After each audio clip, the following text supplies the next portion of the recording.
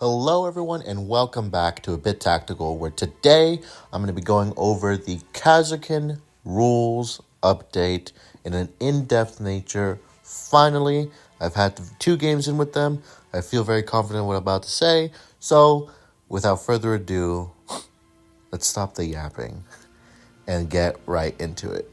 So let's go ahead and start out with the Recon Trooper. Basically, he now has a thing where anybody within his 8 inches of his aspect scan is now scanned. Scanned means that essentially you ignore any and all caveats for certain abilities. For example, light him up. It has to have a few caveats now. It has been changed. So now that anybody that is not, it's either they are ready or they are not in cover or they're scanned and you get severe with any of your shooting attacks. Same thing with elimination pattern. You can just ignore the caveats. So long as they're scanned, you get elimination pattern. Or you could use neutralize target, again, so long as they're scanned.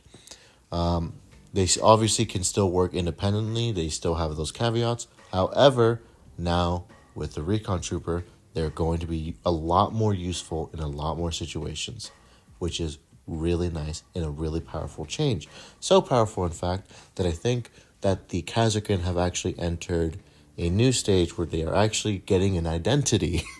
They actually have something going for them now. And that is the defense of the Recon Trooper, right? He doesn't have any special stats or anything like that. He's still just a regular Kasrkin model. He saves on 4s. He has 8 wounds.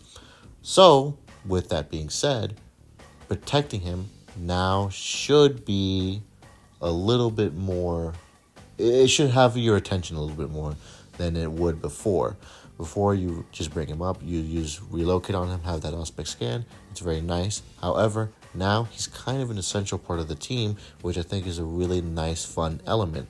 Having a special ops team kind of reliant on other parts of their special ops team, I think is actually really, really cool. So, I've come up with a little strategy to help you defend him just a little bit better. Now, this is what I call the triangle defense strategy. And what it is that you put your Recon Trooper in a good position with cover, all that stuff. And then 3 inches within him, you put a gunner, maybe your sergeant, whoever it is that you're going to have on your back line that has a little bit of punchiness to him. Then, within 3 inches of both the Recon Trooper and the gunner, you're going to put your medic. So now you have this triangle of operatives that are all within 3 inches of each other, which means they actually benefit from a few different things. Number 1, if either the Recon Trooper or the gunner die, your medic is within 3 inches and he can revive them. And since they're within 3 inches of the Recon Trooper, if at any point they need to use relocate to get out of bad positions or somebody's pushing up, your front line has collapsed, and now they're getting into your back line, things have gone terribly wrong, and now you need to move around, you now have a free dash that you can do during the strategy phase, which is really, really nice.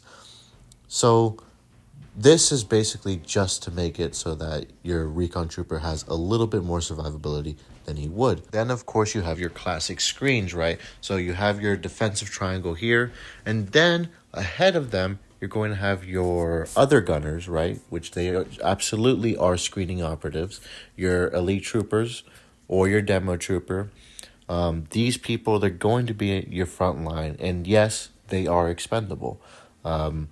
Every single thing that a Kasrkin does, it either needs to be doing damage or holding an objective and spending their lives holding an objective. If you watch my after action report, I had my demo trooper go up and just cap an objective and basically waste one of my opponent's shooting attacks on an operative that I didn't care about and already did something for me. He earned me a VP, which is all he needed to do for the game in order to be effective. And my opponent now wasted half of his activation shooting that operative that I didn't care about, right? But it's also an operative that he does need to shoot, right? He does need to shoot that guy. Or if he doesn't, he has somebody in his back line and I can do something. I can keep capping points. I can maybe now start shooting because I'm already capping points. I can do a whole bunch of stuff. He has to get rid of him, but I don't care if he gets rid of him, right? That's the kind of situation you want to create for your opponent where, hey, I'm really annoying you over here, and it really doesn't even matter to me.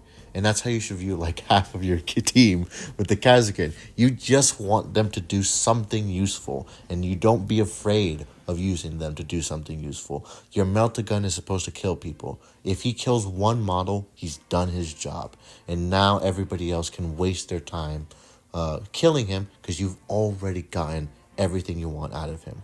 But another thing this does is this really, if you watch my original Kasrkin guide, the ending point of that all together, the ending strategy that I had for you guys was concentrate your forces. Focus on one side of the board and defend that one side of the board with your objectives. Fight and die on the objectives. Don't be aggressive going into the other side of the board. Stay on your side of the board. Let them come to you. Fight over the objectives, right? And I think that works now even better than it did before, especially with the Recon Trooper. That concentration, that 8-inch bubble is really where you want to be operating in. So, again, you're going to have a concentration of forces. And if your opponent, right, during the deployment phase, if you see them spreading out evenly, like you see a lot of teams do. A lot of teams do this. Look at every battle report if you don't believe me. Okay, look at all the battle reports that you ever see. People spread out their forces. They want to not give you any board control. So if you can delay making it obvious that you're only concentrating on one side of the board for even half of your deployment, you can really like trick your opponent into thinking that you're going to play this as a normal game, when in reality, you're not going to care about an entire side of the board, and they're going to waste 1 or 2 turning points moving people up on that side, thinking that they have to be maybe a little cagey or maybe a little careful, when in reality, you don't care at all. You're not even looking over there. You don't care about what's happening over there, right? So, all these changes, I think, just reinforce this aspect of the team. Whether that's good or not, I mean, I'm having fun with it for right now, right? Maybe once I start getting my ass beat, because that's a predictable strategy, and it is. It's not really versatile, right? I might change my mind. But for right now, I think that is the best strategy for the Kasrkin. If you disagree, I mean, definitely let me know. I would love to know another strategy to use with the Kasrkin. I'm always down for trying anything. Let's move on to some of the other changes.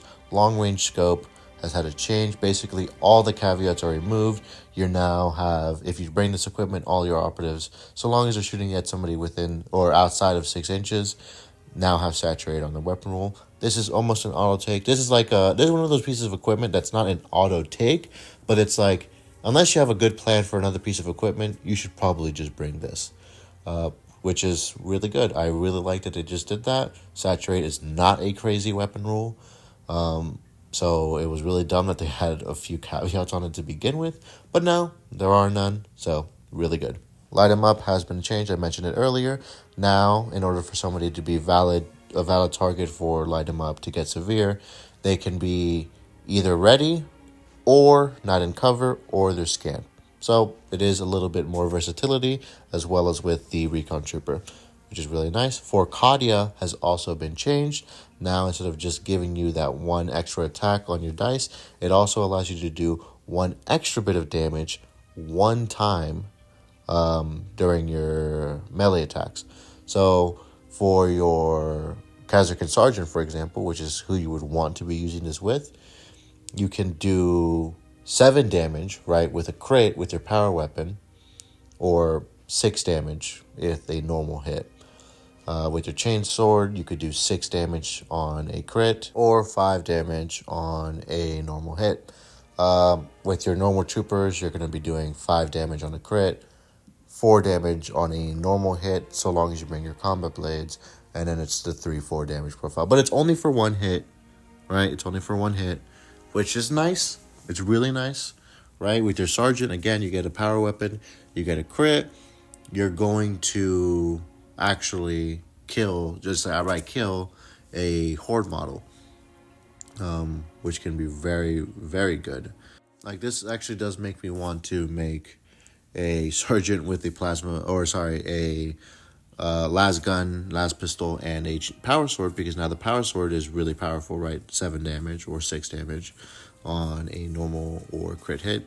And then with your pistol, you still have, if you're running elimination pattern, which, I mean, with the both games that I had, I was always running elimination pattern every single turning point. You do have still P1. You're doing less damage than the plasma pistol, obviously. However, you still do have that P1, especially with the Recon Trooper. There's a lot of stuff that stacks now. Stacks really nicely and works really nicely with each other. So, I think that the power weapon and last pistol, it's a combination I really, really like now. Speaking of the sergeant, he's had a change to his ability. Now he can give somebody an additional skill alarm on top of the one that you have given them at the beginning of the strategy phase, right? So if you gave everybody light him up, you can choose one operative, including himself, and give them an extra skill alarms, right? So you can give everybody severe or light them up, and then give one person an extra movement range with strike fast. In fact, that's what I did in both of my in both of my games for the action after report. I actually did that where I had gunners. I needed just a little bit of movement, just that extra inch in order to get in a good range in a proper position. And I did it. I activated my sergeant. I gave them an extra range. They moved up. They had severe. They were able to do the most effective thing that they could have done, which was really, really nice. I think this is a great change to the sergeant. Makes him much more useful, and gives you a lot more versatility with the Kasrkin. I even used it in one game on himself to give himself 4 Kadia, so I could actually do that 7 damage, which ended up killing a Plague Marine. Even with the damage reduction, it still would have killed him, which is really, really nice. Again, this gives the Kasrkin Sergeant a lot of versatility, and it's a really good change. And then the last change I want to talk about is the clear and sweep. It now has ceaseless instead of balance within that 5-inch range. I did use ceaseless in one game, and to be honest, it didn't really do what I wanted it to do, which is that it just wasn't that effective. And then it was only in that one area, and then as soon as we moved from that area, it was kind of useless. Now, to be fair, I misplayed a little bit. My sergeant got killed very early on, so I wasn't able to move it. If I was able to move it, maybe things would have been different. It would have changed. But I mean, in the second game, I was totally fine not running clear and sweep. I think in the future, I'll try it again. But for right now, I'll probably just stick to elimination pattern more than anything else. Anyways, guys, that's it for the Kasrkin update. They're a good team now, I think. They're like a survivable team now. I still think there are some changes that need to occur in order to make them a little bit better. I just think they need an identity. And I like the direction of them being more reliant on their operatives than necessarily their special abilities. So if they could buff the operatives a little bit more, in terms of giving them abilities that would be specific to the Kasrkin, just so that they're not... I don't care about the Inquisition talking point. Let me just say that. Let me just end this right here with a little rant, okay? I don't care about the Inquisition talking point that everybody has, right? Or it's really, can you roll a crit? Can you roll a crit keeps saying this, where he's like, well, you don't want to make the Kasrkin too good in their operatives because we care about... I don't care about the Inquisition team, okay? I'm slamming the table. I care about the Kasrkin. And I want the Kasrkin to be good. If an Inquisition player finds fun with the operative, with my operative for my Kasrkin, by putting it into his team, that's great. That's awesome. I'm happy for that guy. But don't debuff my team because another team might be a little bit better. Okay? What is that even about? Okay? Stop bringing that up. But I still love you, Kenny, to roll a crit. Okay? You're the best Kill Team YouTuber. Anyways, that should be it for me. My AC has turned on, so we gotta really end this video. Don't forget to like, don't forget to subscribe, and I'll see you guys later.